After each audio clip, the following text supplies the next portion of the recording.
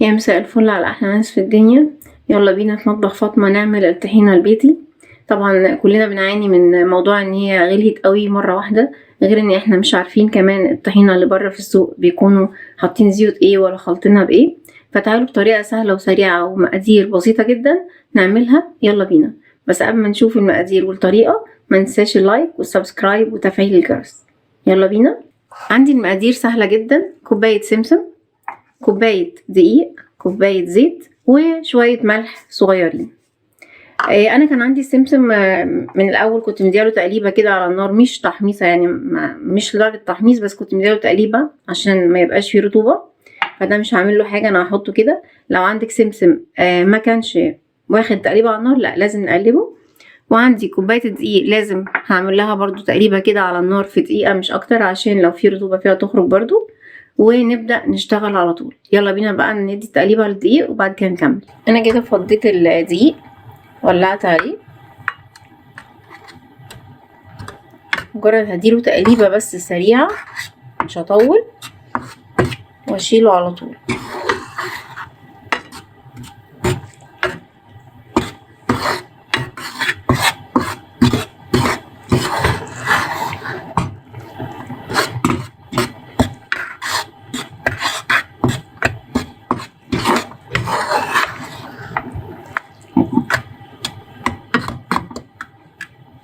طبعا نخلي بالنا الطاسه تكون ناشفه جدا ما فيهاش نقطه ميه.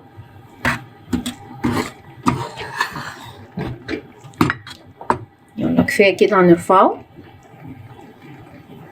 انا كده هطحن السمسم بتاعي في الكبه الاول او المطحنه بتاعت الكمون والفلفل. طبعا مش هتاخد الكميه كلها، فهعملها على مرتين. الخطوه دي مهمه قوي، ان انا انعم السمسم كويس.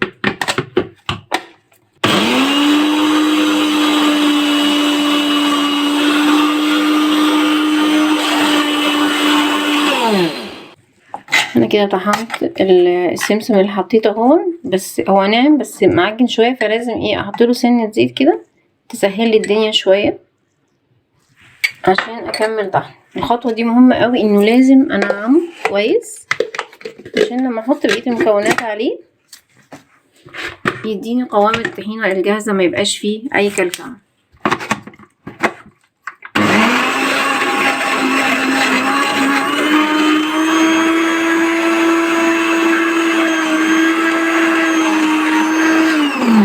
كده اهو نعمت اول كميه، شايفين ناعمه ازاي. هعمل نفس الكلام في باقي كميه السمسم بالظبط، عشان نضيف على الشفشق الكبير بتاع الخلاط باقي المكونات. يلا بينا. احنا كده طبعا طحنا كل كميه السمسم اهو. طبعا عملتها على مرتين عشان بس المطحنه عندي صغيره.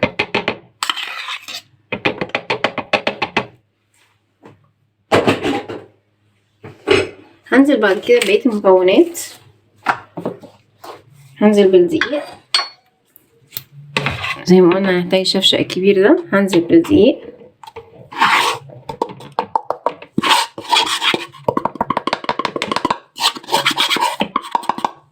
دي كوبايه الدقيق اللي انا اديت لها على النار تقليبه، وبقيت كوبايه الزيت عشان احنا خدنا شويه زيت في المطحنه تنعم بقيه السمسم.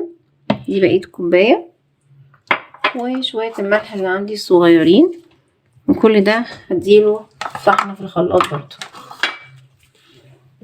انا كده حطيت كل المكونات اهي هطحنها.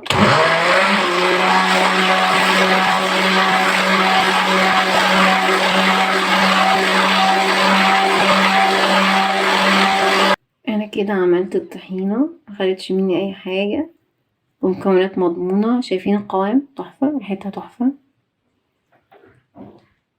عايزه اقول لكم ان هي كمان مدياني كميه كناحيه توفير احسن بكتير من الجاهزه. هستناكم تجربوها زي ما متعوده وتقولوا لي رايكم. كده احنا استعملنا حاجه البيت باقل تكلفه واحسن مكونات، على الاقل مكونات مضمونه.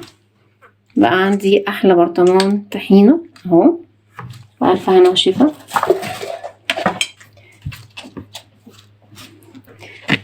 اتحداكي ان انتي لما تعملي ده مش هتجيبي من الجاهزه دي تاني، اعملوه وجربوا وقولوا لي رأيكم، وما تنسوش اللايك والسبسكرايب وتفعيل الجرس.